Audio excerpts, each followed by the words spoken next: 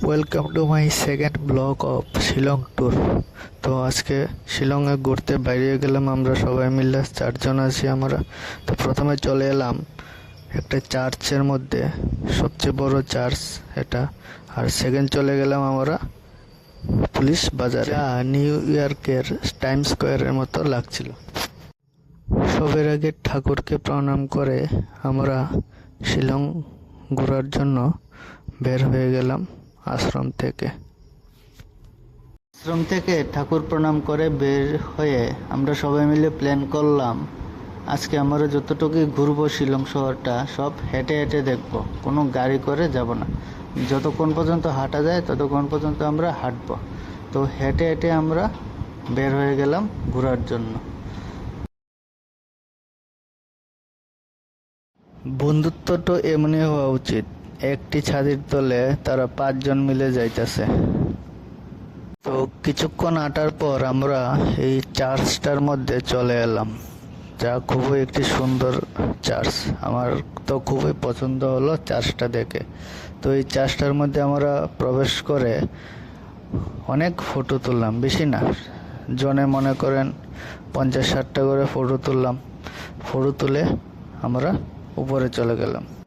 শিলং শহরটা যেহেতু পাহাড়ের মতন, তাই আমার মনে হইতেছে এই চার্চটাও একটা ছোট পাহাড়ের মধ্যে বানানো, কারণ অনেক নিচে থেকে অনেক উপরে ওঠা যায়, কিন্তু নিচে দিয়ে কোনো রাস্তা নেই। তো এখানে দাঁড়িয়ে বৃষ্টির মধ্যে ভিজে ভিজে সবাই ফটো তুলতে ব্যস্ত। এখন উঠে পড়লাম চার্চের দ্বিতীয় তলাতে, আর দ্বিতীয় তলার ভিউটা খুবই সুন্দর লাগছিল। যখন আমরা টপ ফ্লোরে উঠি তখন উঠে তো আমি অবাক, এখানে বোঝা যায় যে ফার্স্ট ফ্লোর, কিন্তু এটা চার্চের টপ ফ্লোর। তো পাহাড়ের উপর বানানোতে এটাই সুবিধা যে কোনটা ফার্স্ট ফ্লোর আর কোনটা টপ ফ্লোর এটা বুঝেই যায় না। আর ওই যে 2টা ছেলে ফটো তুলতেছে তারাও কিন্তু আমার সঙ্গেরই। আমরা ফটো তুলে উপরে চলে এলাম, কিন্তু তারার কোনো ফটো তোলা শেষ হয় না। আর টপ চার্চের অত উপর থেকে ভিউটা খুবই সুন্দর লাগছিল। তো চার্চ থেকে বেরিয়ে আমরা আবার হেঁটে হেঁটে রওনা দিলাম পুলিশ বাজারের উদ্দেশ্যে।